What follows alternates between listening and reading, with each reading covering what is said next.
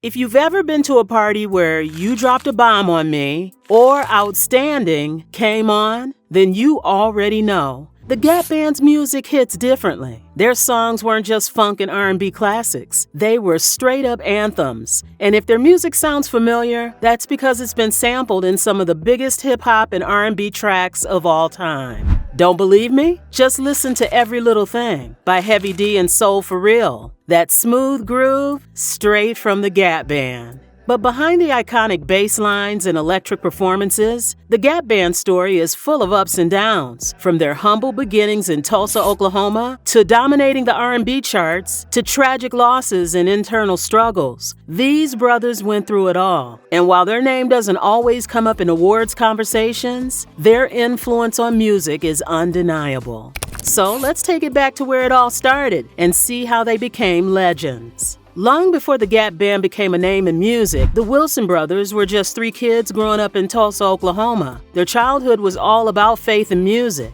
Their father was a Pentecostal minister and their mother played piano at the church. So naturally, they started singing early. Charlie was already showing signs of a superstar voice, but at the time, they were just three brothers who loved to sing. As they got older, they wanted to do more than just church music. By the late 60s, they formed a band and called themselves Greenwood, Archer, and Pine Street Band, named after three major streets in Tulsa's historic Black Wall Street area. Greenwood, Archer, and Pine Street Band. It was a cool name, but let's be real, it was a mouthful. When a typo on a promo flyer accidentally shortened it to the Gap Band, they just rolled with it. And then once through a typographical error, periods were omitted and then up jumped Gap, and then everybody just added the band. In their early days, they played wherever they could. Clubs, parties, small local shows, anything to get their name out there. That's when they caught the attention of Tulsa-born musician Leon Russell.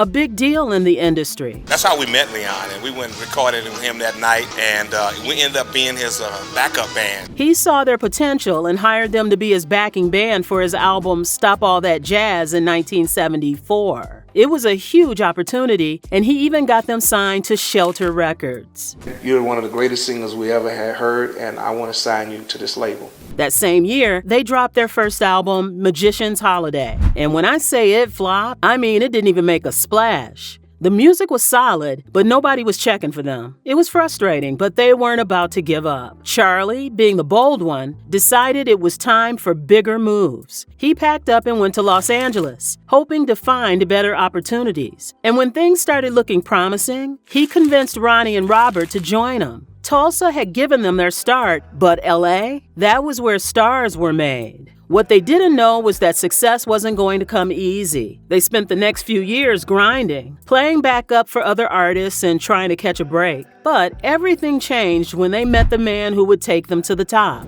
Lonnie Simmons. Lonnie was a producer and club owner who knew how to make hits. He had a label, Total Experience Productions, and the connections to get them in front of the right people. He saw their potential and signed them, promising to take them to the next level. Right away, things started changing. Under Simmons' direction, they landed a deal with Mercury Records and released their self-titled album, The Gap Band, in 1979. That was the moment people started paying attention.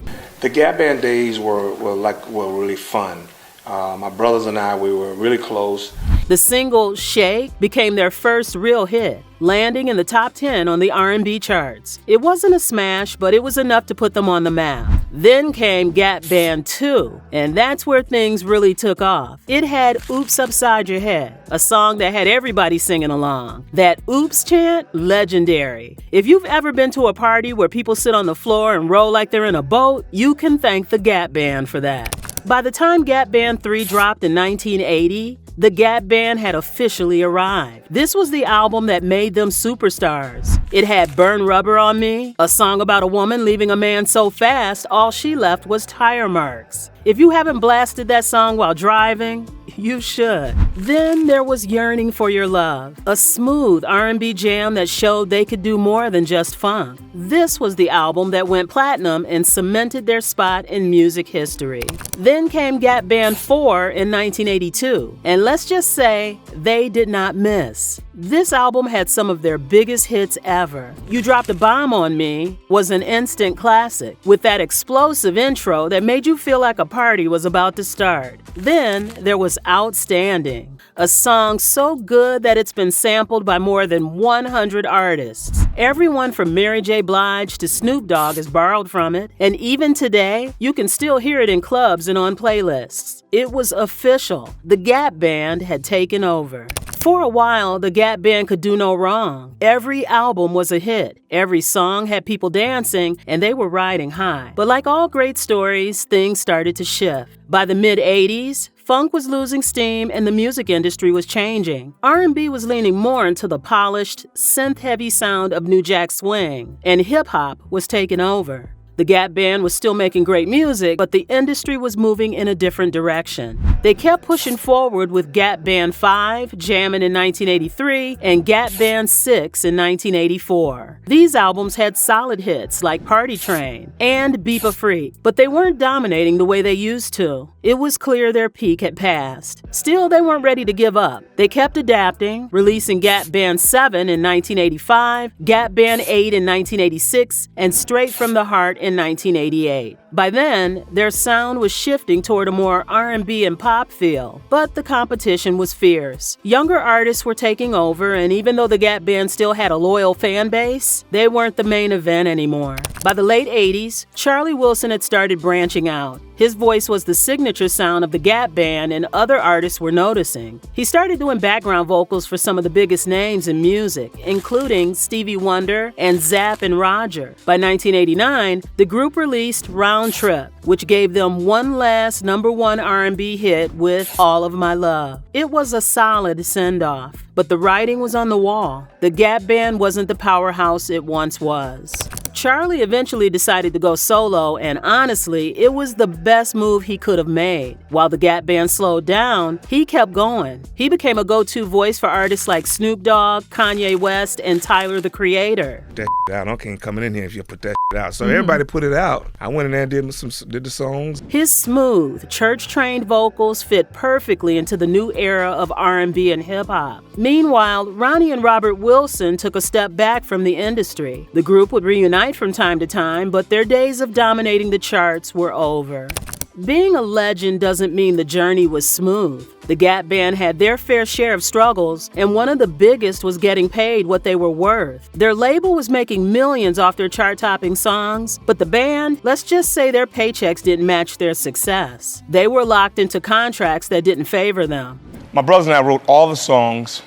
We didn't receive any of the writers' money, any of the publishing money of all the albums. Classic case of the industry making bank while the artists got the scraps. The brothers filed a lawsuit demanding what they worked hard for, and as expected, they won. But before that, some damages had already been done. We went to court in '86, won in court, went to Capitol Records. He went and threatened the CEO and president. Charlie went on to make one of the greatest comebacks in R&B history. I snorted, but after a while, man, I had a hole in my nose. He battled with substance addiction and had some rough years, but with the help of his wife, Mayhen Wilson, he was able to turn his life around and became a star all over again. My lovely wife, Maheen, who stands by my side, you know, she has been there every step of the way for me. He's had multiple Grammy nominations, worked with some of the biggest artists in music, and is now considered an R&B icon in his own right. His collaboration with Kanye West, Bruno Mars, and Tyler, the Creator, have introduced him to a whole new generation.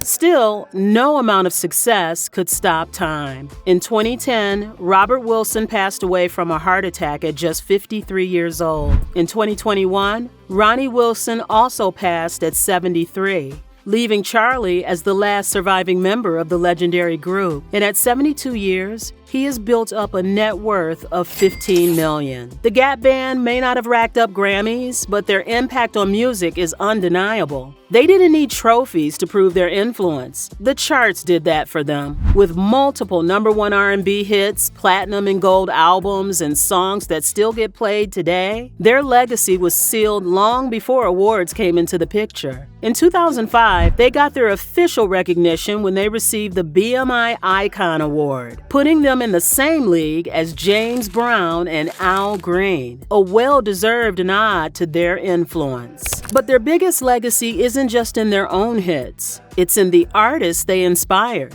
Their music has been sampled endlessly by hip-hop and R&B heavyweights like NWA, Mary J. Blige, Ice Cube, Ashanti, Nas, and Snoop Dogg. Even Dave Grohl from Nirvana admitted that the iconic drum intro in Smells Like Teen Spirit was influenced by Burn Rubber on Me. That's the kind of influence that doesn't fade. It just keeps getting passed down. No, I'm just Uncle Charlie. I fit right in. Their music is still alive and well. Their songs are played in commercials, movies, and samples in new tracks every year. Even though the group is no longer active, their sound is still everywhere. They may not have gotten all the flowers they deserved back in the day, but their influence is undeniable. Funk never dies, and the Gap Band, they'll always be legendary.